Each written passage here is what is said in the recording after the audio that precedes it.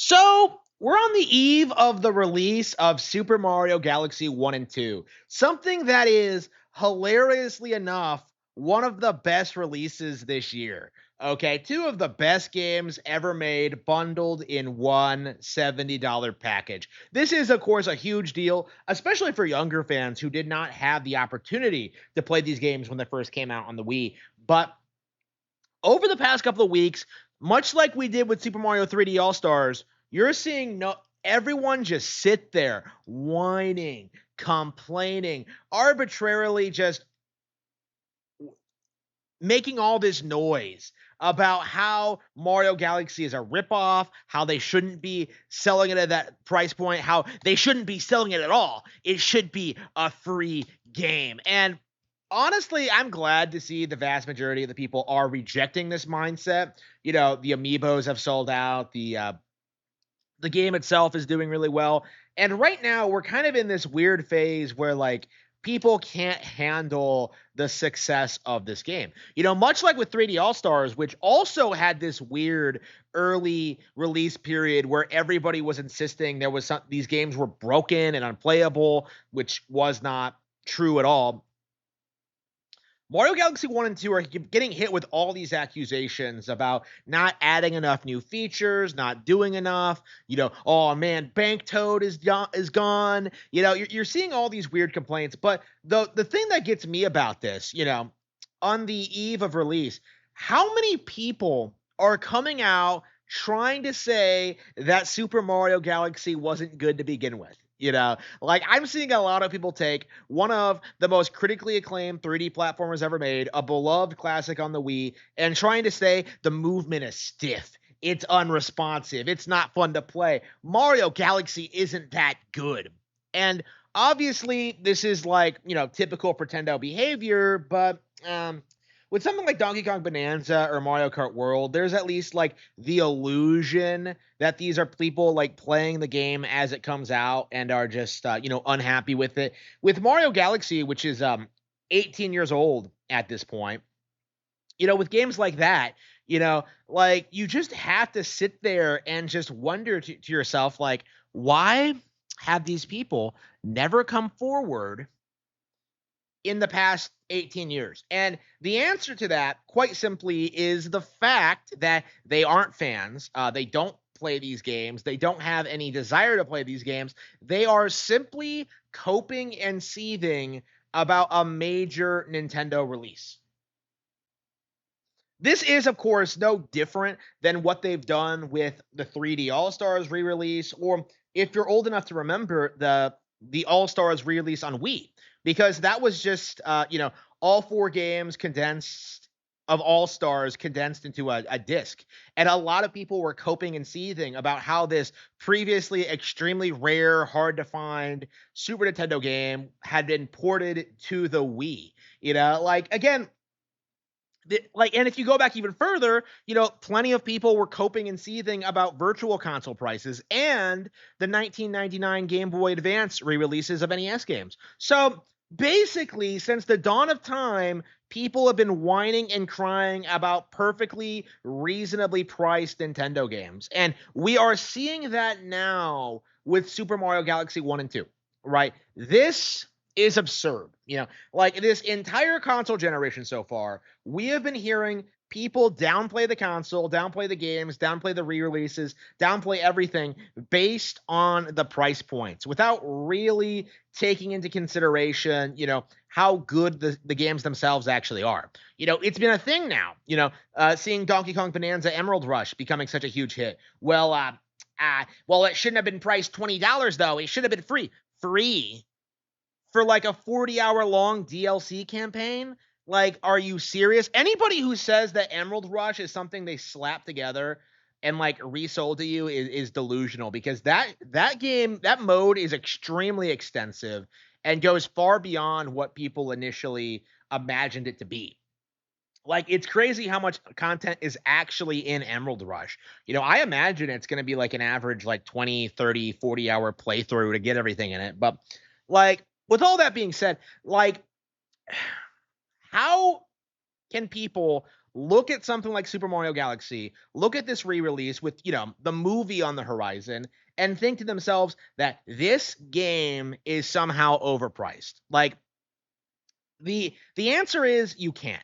Like, it's not really something that should come as a surprise to you, especially after, the past several re-releases. Like, these games in a lot of cases are better than the stuff that's coming out today. So Nintendo would be completely remiss to sell these at a lower price point when, they could sell this at full price and outdo all of the big AAA games that are coming out this season.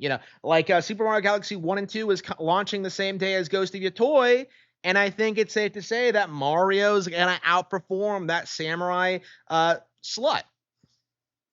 That is what we're seeing in this situation, where our re-release is being sold at full price and outdoing big, major, feminist, woke, girl boss AAA games. Mario is putting the Samurai in her place.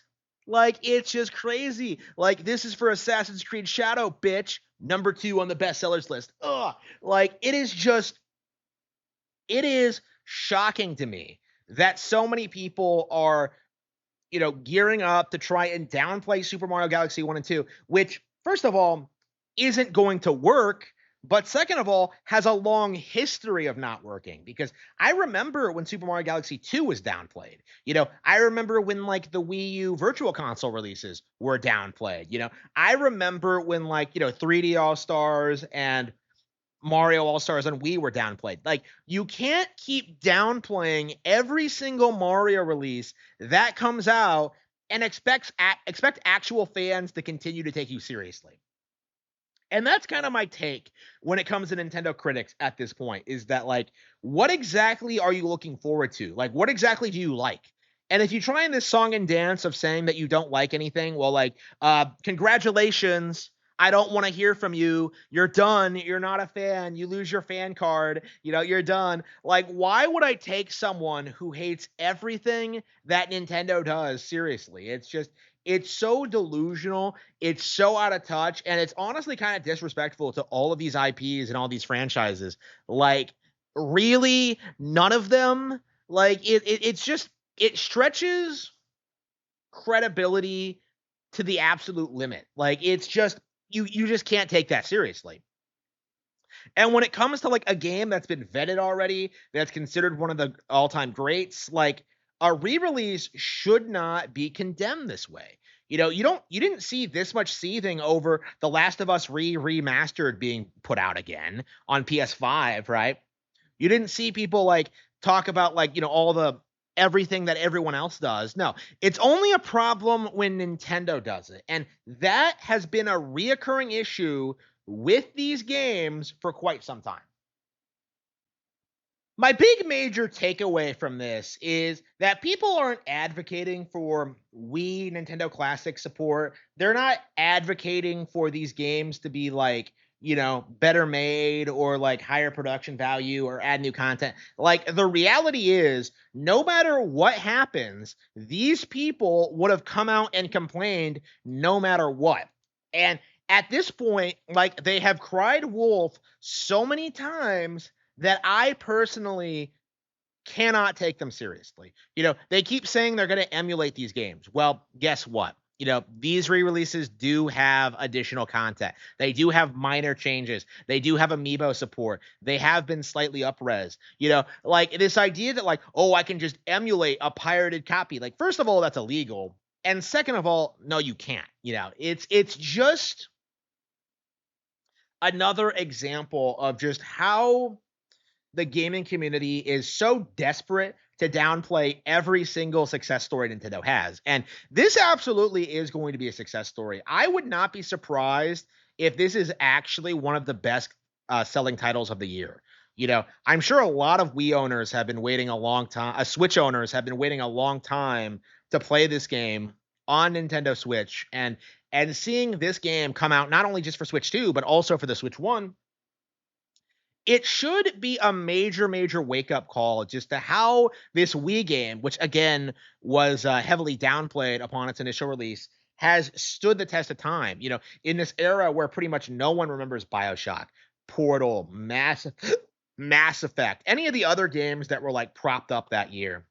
Like Mario has surpassed all of that. And in another 15 years, we are going to see the same thing happen with Mario Kart World. In fact, it's something that I've been meaning to talk about for a while. You know, Mario Kart 8, when it first came out, was wildly hated among the community. So, Mario Galaxy, seeing this game be so successful so many years after launch, is a testament to how good these games actually are, how strong the Mario brand is, how successful the movie is going to be, and how the Switch One is still a viable platform in 2025. Something which I have not seen a single person address or talk about. This Switch One game is going to be a massive success worldwide, and there is nothing you can do to stop it.